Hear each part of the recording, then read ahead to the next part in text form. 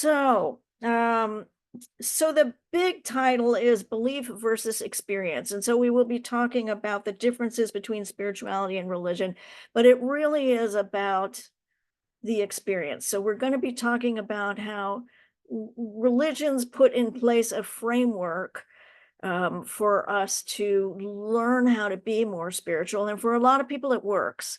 And for a lot of people, as you know, and as I said last week, I am religious and spiritual. And I think a lot of the people that I deal with are religious and spiritual, and they are not mutually exclusive. You don't have to be one or the other. You can be both. But there are some people that are spiritual and not religious, and I totally respect that as well. So we will be looking at what the spiritual part of that is. So we will be talking about being religious and spiritual. What is the difference? Again, these are from Eastern people. The Swami Mukundananda is the first one that we will hear from. Then we will be hearing from the difference between religion and spirituality explained by Kamlesh D. Patel. So we'll be hearing from him as well. And then, as I said in my intro before, we will be hearing from a very highly regarded, successful neuroscientist who explains why he believes in God, Dr. Andrew Huberman.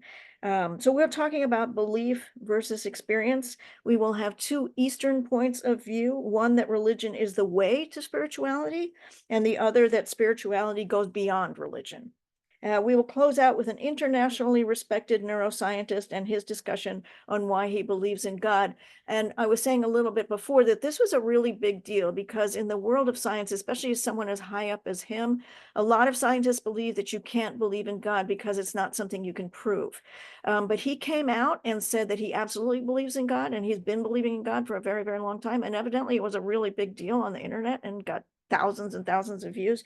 So we're going to talk about his experience. And then we're going to talk about mine. So I believe that knowing God is an experience and not a thought process. While religion has concepts that we learn, and studying ancient texts can tell us stories about God, ultimately, we have to feel God in our bones and experience the day-to-day interactions of living together to really know God.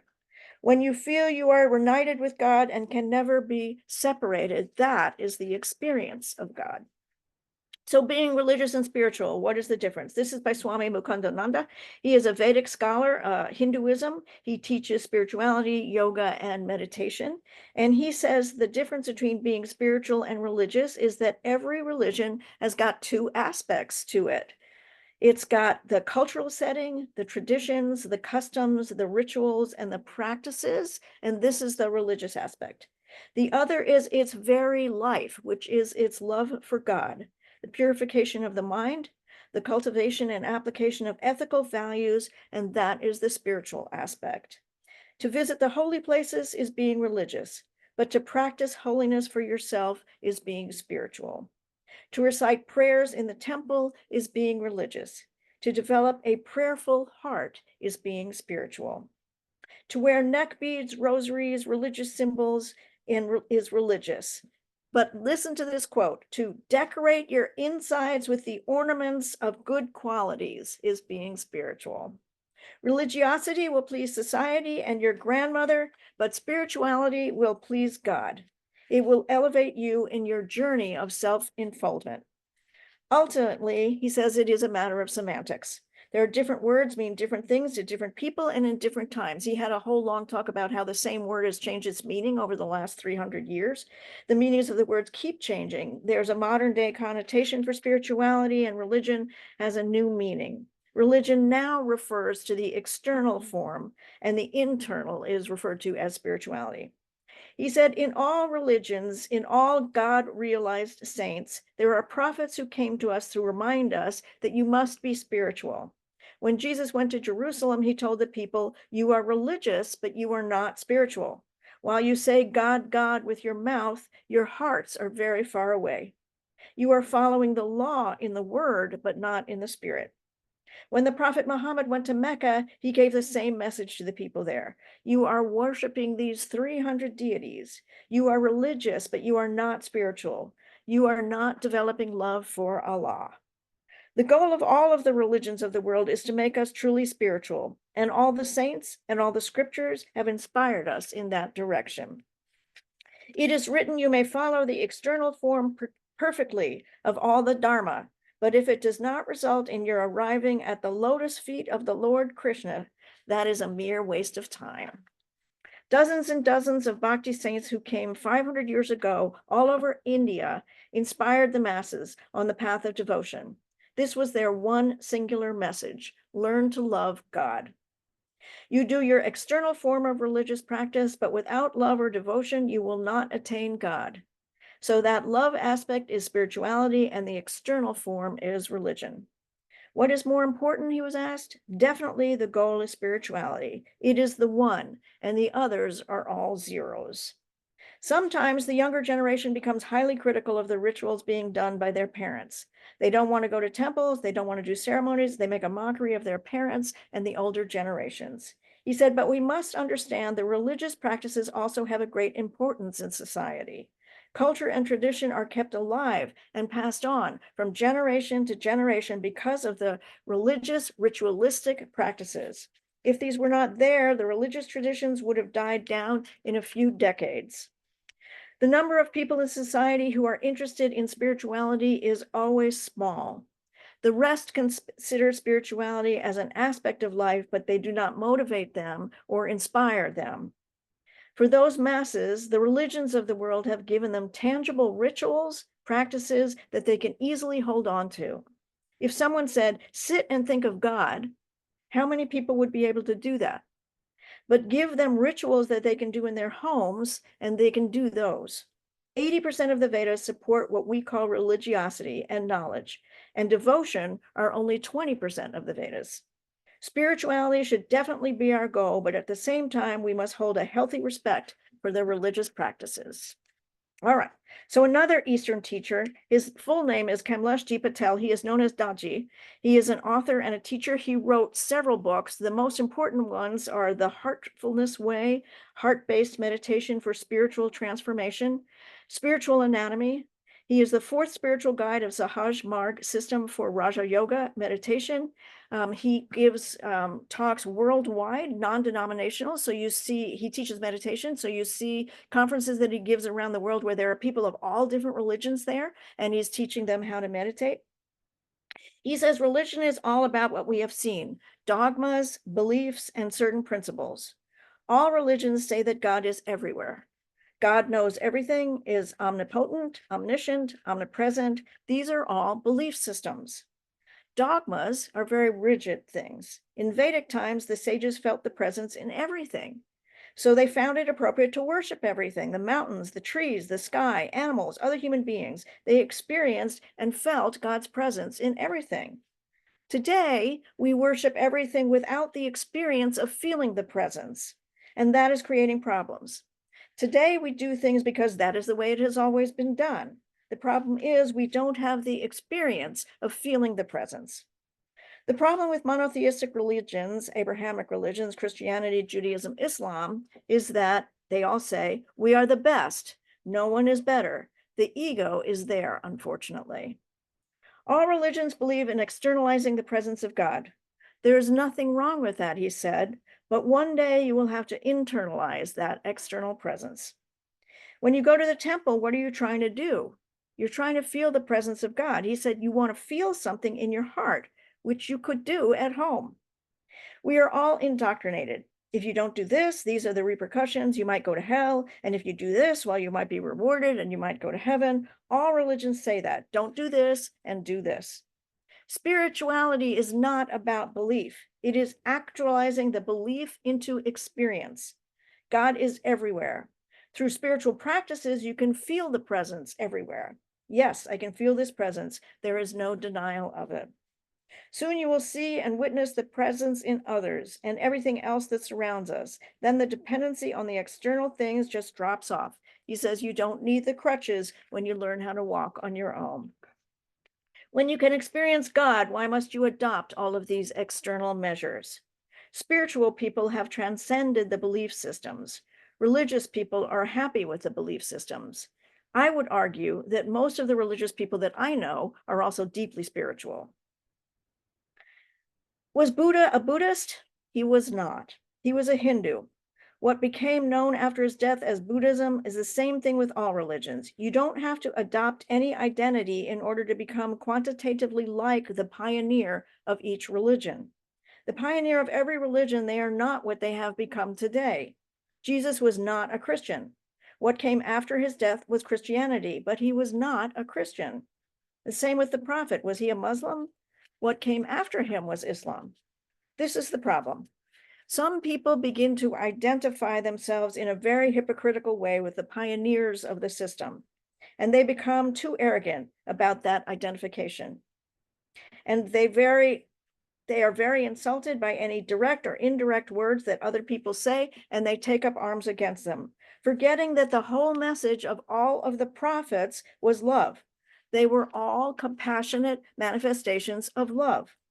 They were all personalities of such a high caliber, he says, they must all be crying together, what has become of our people? Is this why we taught them all these things? Practices came much later through priests and pundits. Religion uses only two instruments to keep people in their group. One is temptation, greed, and the second is fear. All of the religions use these powerful instruments. All religions are theoretical. Spirituality cannot be happy with just a belief or a dogma. You must have the experience of the belief. He says religion is a kindergarten that graduates you into the school of spirituality. To experience divinity is spirituality. To become divine myself is altogether a different matter. E.g., now and then I feel peace, I experience peace, but what if I can be peace manifested all the time? What if instead of having experiences of compassion, I can become love myself? You are now transcending the fields of religion and spirituality. That is the ultimate state. When the texts talk about the ultimate state, they describe it as neti, neti, neti, meaning not this, not this, not this, not this, because there is no thing that they can identify, the ultimate state, that is like anything else on this world. Nothing that you can compare it with and say, this is it. The journey continues and can be explained. So I'm going to give some scriptural references to a personal relationship with God, because we're moving forward into our understanding that our spirituality is all about our experiencing God in our lives. So Jeremiah 29:13, you will seek me and find me when you seek me with all your heart. Philippians 4:6-7, do not be anxious about anything, but in every situation, by prayer and petition, with thanksgiving, present your requests to God, and the peace of God, which transcends all understanding, will guard your hearts and your minds in Christ Jesus. Psalm 63:1, you, God, are my God. Earnestly I seek you. I thirst for you. My whole being longs for you in a dry and parched land where there is no water. Colossians 3:16, let the message of Christ dwell among you richly as you teach and admonish one another with all wisdom through psalms, hymns, and songs from the Spirit, singing to God with gratitude in your hearts. And Isaiah 40:31, but they who wait for the Lord shall renew their strength. They shall mount up with wings like eagles. They shall run and not be weary. They shall walk and not faint. Okay, so now we're going to come back to this country in the US, and we're going to talk about this incredible neuroscientist. His name is Dr. Andrew Huberman. He describes why he believes in God. He is a neuroscientist, a tenured professor at the Department of Neurobiology at the Stanford School of Medicine. He specializes in brain development, brain function, and neuroplasticity. He started and founded the Huberman Lab. He has published papers in Nature, Science, and the Cell, and Time Magazine, Scientific American. He has been on the BBC interviewed and also on Discover channels. He says, here's the thing. We know that the programs, meaning the genes, those mechanisms are understood both in mice and humans.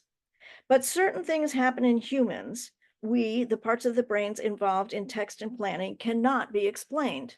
Like the memory systems, ones that control breathing, the heart rate, they're very similar in mice and humans.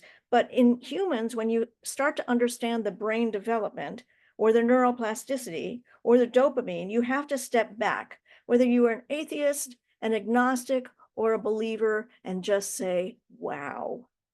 I believe in God. There are many things science can explain, and there are many things that science cannot explain. But all the elements of science are entirely compatible with their idea that there is a God. I'm not the first scientist to say this. Einstein believed in God. Carl Jung, one of the greatest psychologists ever, clearly believed in God. For me, I'm in absolute awe of biology. It's just incredible that we're sitting here having this conversation, sound waves that you're perceiving and understanding. And I think the brain represents the apex in terms of incredible in biology. The heart is interesting. The immune system is interesting. The liver is interesting, but the brain is unbelievable. Think of the ways you can move your body. Secretly, I've always prayed. So I told you before, this was a really big deal for him to come out and say that he was a believer in God, because scientists were not supposed to say that. He said, I grew up in a split religion home. My family's like the UN. There were people from Guatemala, Denmark, Argentina, New York. All the political battles were done in my family. I'll say this, I absolutely pray. I absolutely love the deep belief that we can't control everything. We are not in as much control as we think we are. The magnificence of biology, the magnificence of nature, it's impossible for me to conceive how that could come about any other way than God. I pray out loud in the morning and sometimes in the middle of the night if I wake up. It's given me peace and it works. There's a way in which certain things I was grappling with, I just couldn't resolve. I couldn't do it. They were all internal. I prayed to remove my defects of character. I certainly pray for other people. I pray for the ability to harness as much care and love for other people and for myself in order to put the best possible work out into the world, to really serve. I see myself as serving God. I have been praying since I was 18. He used to go to this beach in California all by himself and pray at the end of the beach. He said he talked a lot. So I pulled from about 5 different lectures that he gave. He talked a lot about how he'd lost 3 of his favorite mentors. There were mentors that, and they all died. And he was heartbroken about them. And he says he's been through an awful lot. He's lost these mentors. He also had some friends, one of which committed suicide. And he said, at the darkest moments, just accepting that there's a plan and it's happening for a reason, and I don't know what it is. And just putting my trust in that allowed me to grieve those things properly. And I got the message to take the lessons from them and not waste a single day and do things that I felt really mattered. I've always been linked to forces greater than myself. I always wanted to have a deeper relationship with God. A couple of people kept showing in my life and saying, pray. So he started to pray. He said he actually started to read the Bible. He's been reading the Bible backwards and forwards and studying all of that. It's been very helpful for him as well. He says a lot of prayer is about listening. You ask for things or you listen for things, and an hour later or 2 days later, you realize that things have come up in the way that you asked.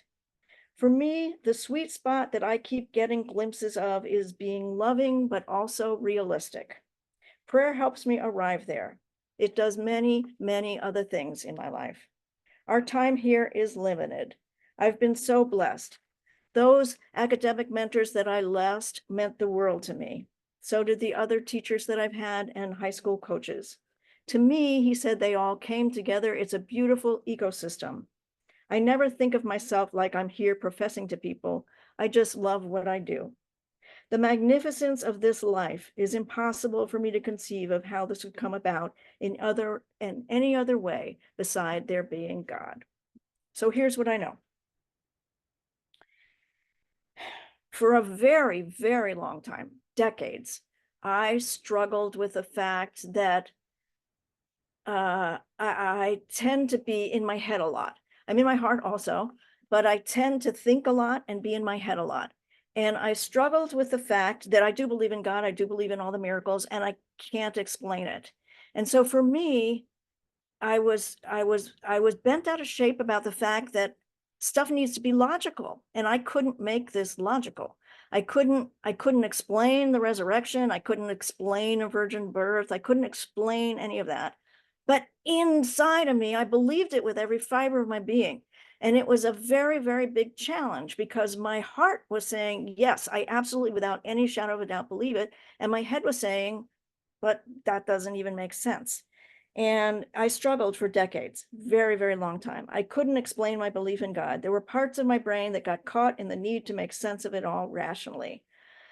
So my brain just couldn't make peace with the thought that this belief was not logical. Today's talk helped me to understand what I have had all my life is the experience of God. I love the rituals of Christmas and Easter and the songs, but it is the relationship with God that defines me. I talk to God all day long. I ask for help and I give thanks. I truly believe God is a loving creator who wants my best and highest good, who created me to be happy, joyous, and free. The beliefs that I have did not come from classes or church or services or even scripture, although I depend on scripture now to give me words to use to back up my emotions. My experience tells me if I ask for help, it will come all the time, every time, in tiny little ways that make a huge difference. Eat that, drink that, take a nap, try using this remedy for your ailments, take a bath, put the heated neck wrap on. All day long, little hints, all day long. It works in all areas of my life.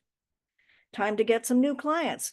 The other day, so I needed to get some new clients. There's a platform that I use where I'm listed as a spiritual advisor. And so I literally got this message, go get them. And literally, I picked out some people that I thought would be able to use my services.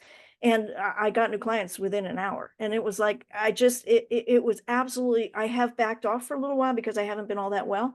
But when God said, it's time to get back, I literally went to this platform and said, yep, that one needs me, that one needs me, that one. And I reached out to them and I got new clients. And it literally was like a voice in my head that said, go do this thing. So like thousands of puzzle pieces, I believe, all during my life, all during all of my growing up, all during my young adulthood, my old adulthood, my age now, all of it are thousands and thousands of little puzzle pieces that I have to find and put together in the right place. From finding this place in Apache Junction to finding this home, to finding my perfect side job, to all the people and to all the doctors and to all of my friends, I experience God over and over again every single day. I don't need to believe in God. I feel God. Even in the hard times, it's the voice that says, don't give up, this too shall pass.